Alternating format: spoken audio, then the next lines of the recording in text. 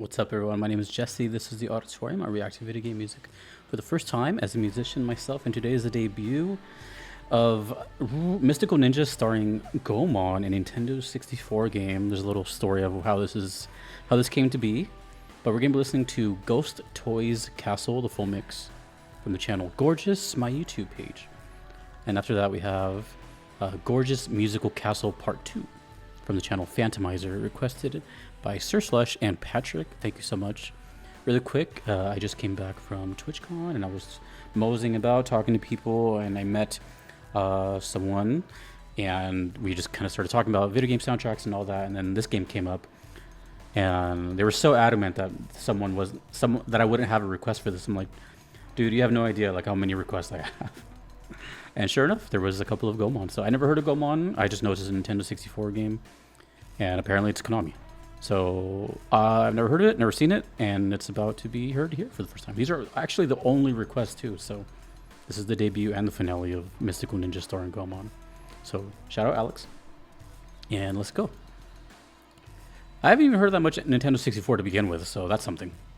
Some people are going to be like, what, you heard this before blah blah blah game? Anyways, this is Mystical Ninja starring Goemon, Ghost Toys Castle. Let's go.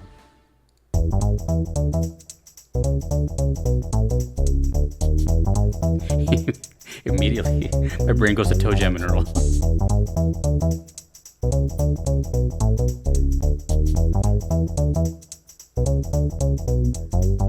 Is that a real? Is he really touching grass back there? That's a real picture back there.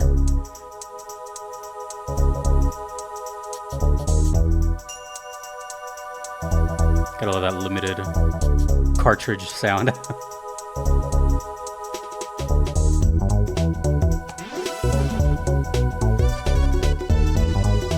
Whimsical. Oh, you know what this actually reminds me of? Jazz Jackrabbit. Which also reminds me of Toe Jam and Earl.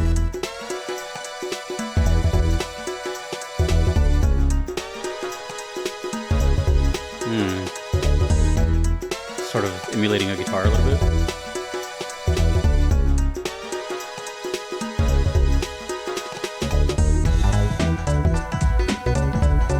Man, the 90s were so cool.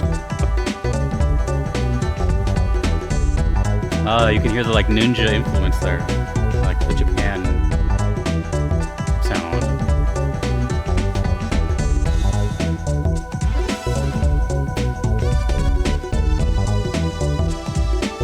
I mean this in the nicest way. It kind of reminds me of like stock music, like something you would hear in like a promotional trailer or something.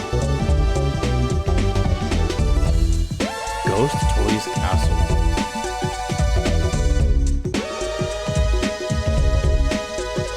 I mean, it's funky as hell though. It's not a bad thing. I'm trying to imagine like a spooky house or something. That's the only thing that comes to mind. Ghost Toys.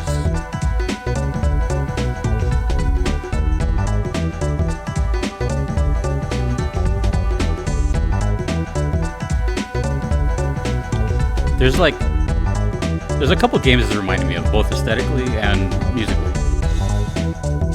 Jazz Jackrabbit, Toe Jam and Earl 2, the Funkotron one. He looks kind of like Brave Fencer Musashi a little bit.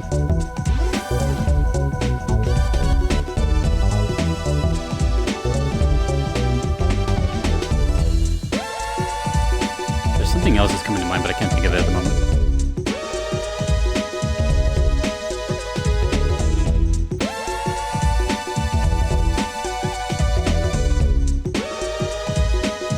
For those that don't know, I'll explain in a second. It's almost over.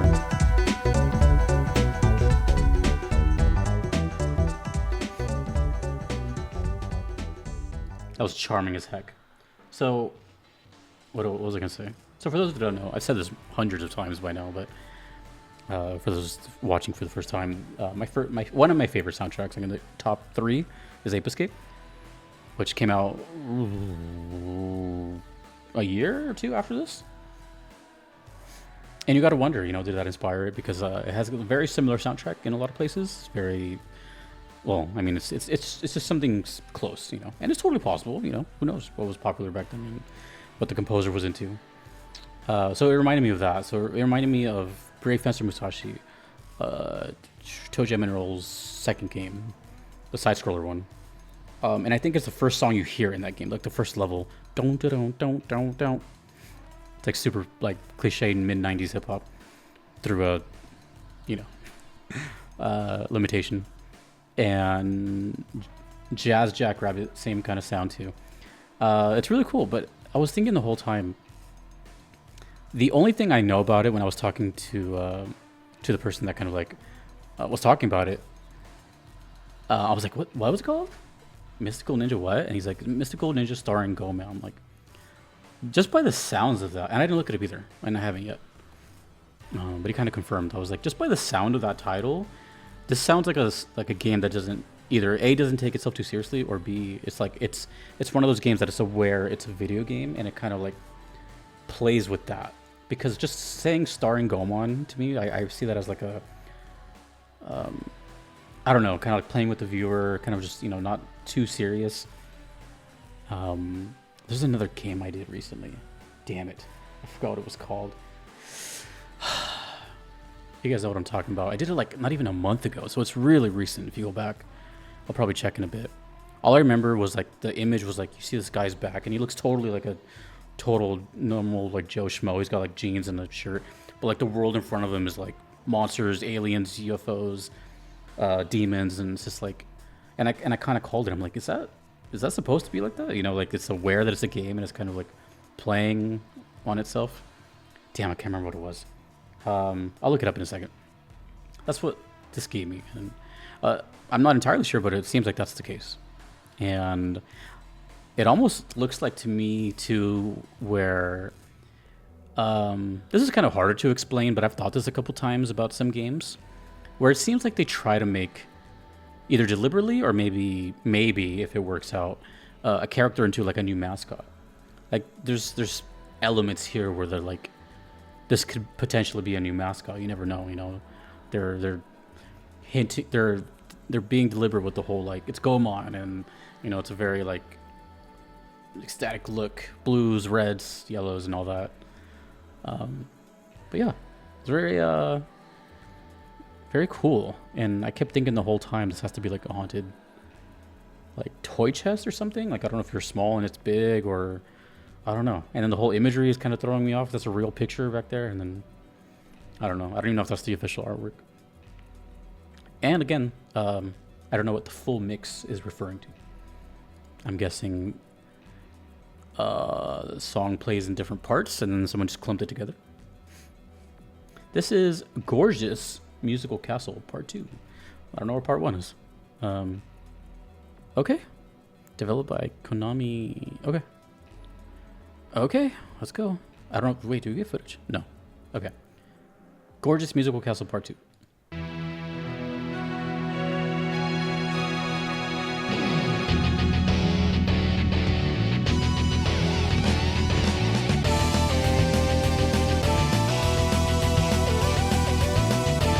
Oh. Okay. Power metal all of a sudden. I'm looking up that game I was talking about that I did. This is like a boss team. I'm gonna turn it up.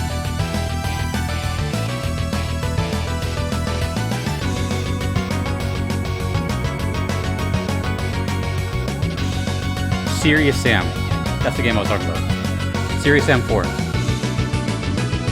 That was what I said. That I was like, it's because it's called Serious that it's not serious. Ooh, this is cool.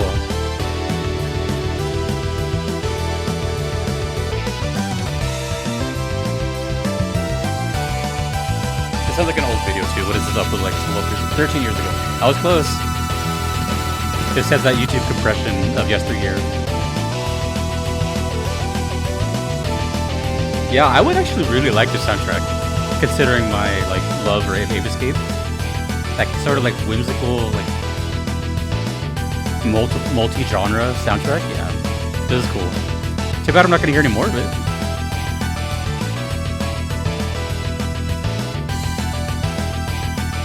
Interesting enough, for being released in '98, this is a very like late '80s sound. Like the chord progressions and the guitar is very like, you know, hair metal.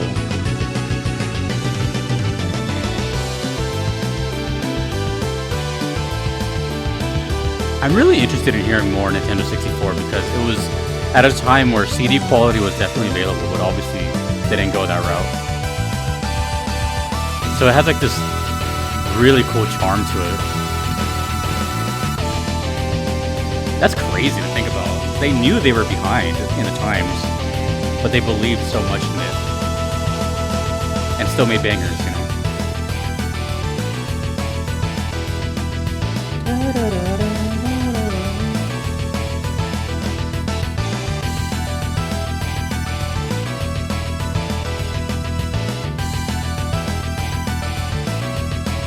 I just love how much bass there is. Just pedal toning the whole time. Or pedaling the whole time.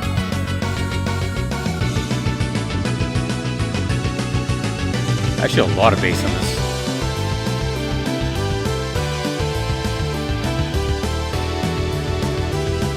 I don't think it's a boss theme, but it sounds like a boss theme. Gorgeous musical castle.